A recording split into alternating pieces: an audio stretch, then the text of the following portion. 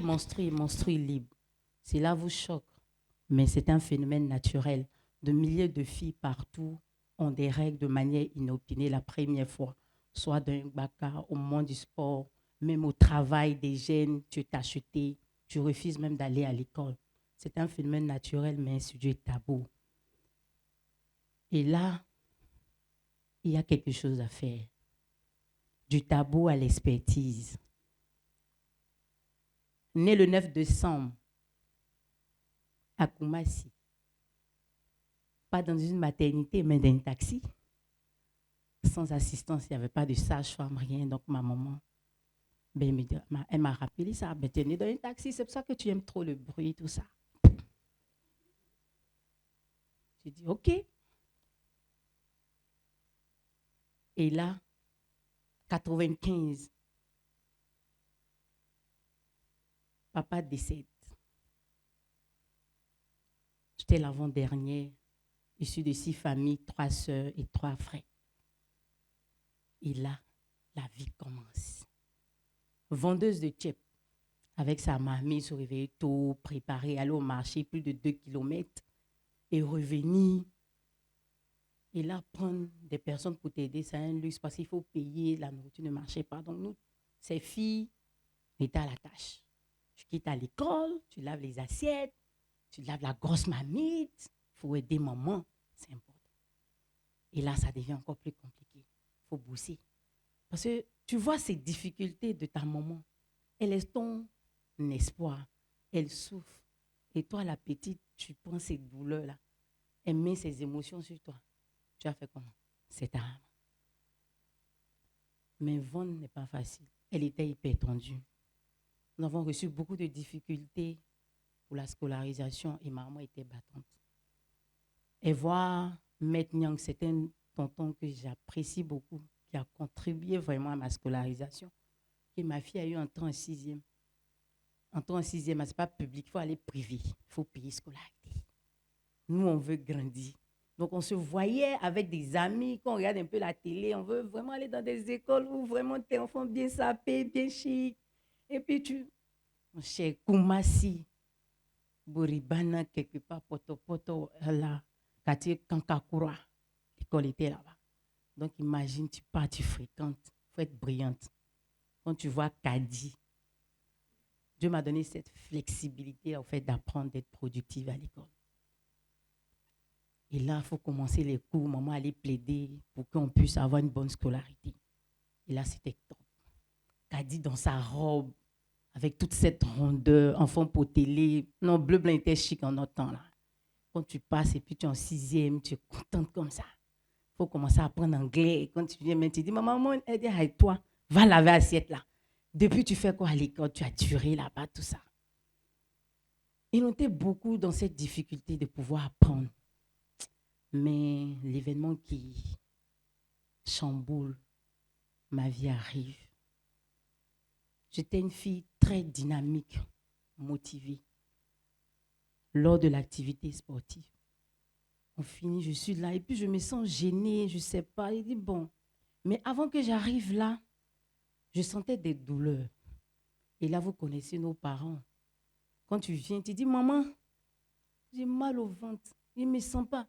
Oh, pardon, va là-bas, tu n'as pas envie de partir à l'école, vous mangez bonbons, n'importe quoi à l'école, et maintenant, tu viens, tu vas aller à l'école. Quitte devant moi. C'est donc quitte devant moi aujourd'hui, ici en train de faire épreuve fusil, je ne sais pas. Quelque chose, je suis gênée dans cette culotte-là, je ne sais pas, je suis là, il dit, bon, il y a les m'affairer pour voir.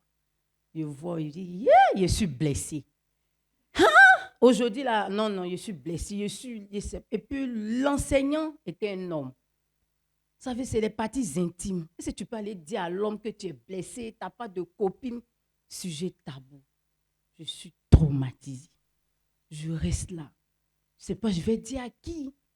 Et ma maman était tellement stricte que tu ne peux même pas aller, tu ne sais même pas tu as commencé comment pour dire. Parce qu'elle avait tout le stress de sa vie, de scolariser ses enfants, 6 enfants. 95, 96, 2000, c'est quelque chose. Mais voici. J'ai dit, bon, ça là, j'ai dit quoi? J'ai dit comment ma maman, la vieille là. elle va, ah non, il ne faut pas me voir. J'arrive doucement, doucement, il ne sait même pas, et tout, ma maman au salon. Il dit, maman,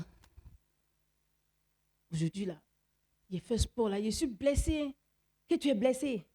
Tu n'as pas fait doucement. Tu es blessée où? Maman, ah, me voici, puis je lui montre, maman, c'est ça. Imaginez le scénario. La question phare. Et je pense que certaines personnes le savent. Quand on voit le sang, maman demande, est-ce qu'un homme t'avait touché? Petite, elle ne sait même pas toucher, c'est quoi? Et maman demande, est-ce qu'un homme t'avait touché? Ça m'a frustrée au fait. Et là, vous connaissez nos parents, la culture, sujet tabou, sexualité. Elle me dit, j'ai dit non maman, c'est sport, il est fini, je regarde, c'est comme ça, je fais comment? Maman. De toute façon, j'ai dit, maman m'a dit, garçon m'a touché là. Jusqu'à aujourd'hui, maman n'a jamais parlé de ce qui suivait après. De toute façon, elle m'a vu, elle m'a pris, et puis elle m'a confié à ma soeur, qui est Ngo et Sissi, qui dit, faut l'aider, faut lui donner les morceaux de pain, montrer comment elle doit se protéger, tout ça. Et puis, elle ne doit pas prier. C'est chez nous, les musulmans, quand on a les règles, on ne prie pas. C'est fini. L'information que moi, on m'a donnée. Aïe! Ma gosse aussi, qui est là aussi, va chercher mon morceau aussi, elle me donne. Non, tu mets, après, quand tu changes, tu laves. Elle dit, aïe! Vous connaissez. Affaire de basket, à nous tous, on a fait aussi. Il ne faut pas voir la serviette. Tu mets, tu arrives en classe. C'est pas, tu pousses net, tu te lèves net. On dit, derrière, c'est gâté. Tu dors le matin, tu te réveilles, tu dors le matin, tu te réveilles. Le mat est là. Là, le stress commence. J'étais tellement passionnée de sport, j'ai même joué au basket. Et là, j'ai stoppé ce sport-là. C'est que tu fais l'entraînement de sport, tu coûtes, parce qu'on fait les rebonds. Au moins, tu fais un rebond, la serviette est tombée. Ah! Ça, c'est le cas. C'est ça, on peut rien. La honte de la vie. Et moi, je vais aider ma maman.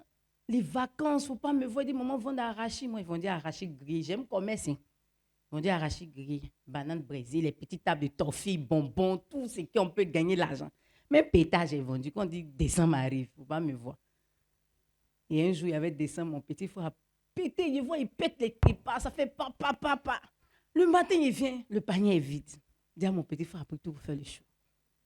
Il dit, c'est quoi ça? Et moi, je veux être autonome, gagner un peu d'argent, trouver de la valeur, parce que l'enfance avec maman, ce n'était pas trop ça. Jusqu'à ce que je disais, maman, même bon, c'est passé il a récent, mais il disait qu'on va échanger à la maternité même. Parce que c'était trop dans ma vie. Mais je ne savais pas pourquoi. Nous, au moins, il y a trop de non-dits dans l'éducation des filles, surtout en Afrique. Et là, me voici. Affaire de règles, de compliquées. Donc, ça m'a cassé à l'école. J'étais toujours dans mon coin. Cette fille qui était venue avec beaucoup d'énergie rentre maintenant dans son coin. Et là, il y a un ami qui vient, qui dit non, il y a une activité de santé, que lui, il est au niveau de l'AIBF, il y a le mouvement Action des jeunes, on parle de santé sexuelle, on parle d'éducation. Au moins, tu vas causer avec tes pairs, comment quand tu as tes règles, qu'est-ce qu'il faut faire, des informations. À quel moment il faut aller à l'hôpital, tout ça. Et là, je dis, ça m'intéresse d'apprendre. Et là, voici le pas dans la vie associative en 2008. J'intègre le mouvement d'action des jeunes avec beaucoup de difficultés. Et parce qu'il faut faire des activités pour devenir des pères éducateurs, aller voir plusieurs personnes. Et là, maman dit, une femme ne doit pas trop sortir. Femme qui sort trop, ce n'est pas bon. Trop d'activités pour femmes, ce n'est pas bon. Femme, on ne doit pas la voir ici. Non. Mango et Sissé, il voit la coordinatrice, il dit, maman ne veut pas y faire les activités. Est-ce que vous pouvez vous déplacer? Elle s'est déplacée. Maman dit non. Et ça, elle voit ma grande, se dit, vraiment, j'aime l'activité là. Et puis, on me donne des responsabilités. Vous savez, les enfants aiment ça, les responsabilités. Va négocier avec la dame. Elle expliquait, elle allait voir ma maman. Et je commence à militer dans l'AIBF et des clubs de lecture à son âme, Isaïe Buton Koulibaly. Et je commence avec l'AIBF à me former. Je deviens présidente des jeunes régionales de l'antenne d'Abidjan. Donc, j'avais des outils, je formais des adolescents, je formais des jeunes, je faisais des conférences au niveau de l'AMC pour former les jeunes sur l'éducation sexuelle, surtout connaître son corps là. J'aimais ça. Parce que moi, je n'ai pas reçu l'information. Je dis là, il faut que je m'engage là. Et tu rentres dans la communauté, tu vois des filles, elles n'ont pas, c'est un sujet tabou. Quand on voit règles, on voit grossesse, quand on voit développement de la femme, forcément, si elle s'approche de garçons, vous avez entendu ça, non? Quand tu t'approches de garçons, tu vas tomber enceinte. Et c'est quand il n'y a pas de règles, mais quand on s'approche de garçons, on tombe enceinte. Mais pendant les menstrues. Donc, ça veut dire que même à l'école, tu ne voulais même pas des amis garçons auprès de toi, ton voisin, non. On les laissait. Je me forme. Et je grandis jusqu'au bac. J'ai le bac. Je suis dans la vie associative à l'IBF. J'ai dit, moi, je veux servir. Comment je peux être crédible en parlant de sexualité, en aidant les femmes à connaître leur corps? Et ce même Aliou Mané, père à son âme, il y a une université qu'on appelle l'Université Atlantique. Et là, il y avait l'école des sages-femmes là-bas. Et du coup, il dit, bon, je vais. J'avais à peine même accouché ma fille 2 semaines avec l'épisio, tu vois, c'est pas encore guéri. Mais moi, je voulais réussir pour montrer à ma maman qu'on peut être épanoui dans la vie. Pour l'aider avec toutes ces difficultés-là. Un jour, elle nous disait qu'elle avait tellement de difficultés qu'elle allait voir un de mes oncles et il disait qu'elle doit payer ses médicaments avec la scolarité des enfants.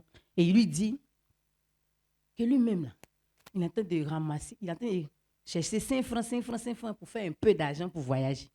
Pourtant, nous, on doit aller à l'école, maman doit payer les médicaments. Et quand ça résonne dans ma tête, moi, je vais devenir sage-femme pour avoir quelque chose de crédible, pour aider les femmes à être autonomes en fonction de leurs cycles menstruels. Hein? Mon cher, la vie rocambolesque, là, c'est pas facile. Tu rentres à l'université, première année, deuxième année, troisième année. Dans le couloir, on te dit que non, diplôme que tu as là-bas, là, tu ne peux pas travailler. Kadi qui veut devenir sage-femme pour parler, aider les filles, ça ne peut pas passer là-bas. Et là, une pause dans la vie. J'étais facilitatrice de projets avec des partenaires. J'ai fait 2 ans, non, ça fait 5 ans. Il ne peut pas être sage-femme dans 2 ans. Là. On dit c'est l'INFAS. Il ne faut pas me voir. Il dit, moi, je suis partie à l'école encore. Première année, concours poteau. En ce moment, je suis active dans la vie associative. Hein. J'étais au comité de pilotage du CNJCI, j'étais à la FEMAGE aussi. Tout ça. Il dit, bon, on est devenu sage-femme, afin de monstruer là, vraiment. Ça veut dire que ça m'a traumatisée quand j'étais petite. Je voulais vraiment trouver des choses pour aider les gens, quoi, parce que je ne pouvais pas supporter une fille être victime de l'humiliation, de beaucoup de choses. Et là, je deviens là. Et là, je partais à une réunion associative. On dit, le résultat est sorti. Moi, j'ai peur de regarder le résultat. Ah! Me voici, qu'a dit la sage-femme.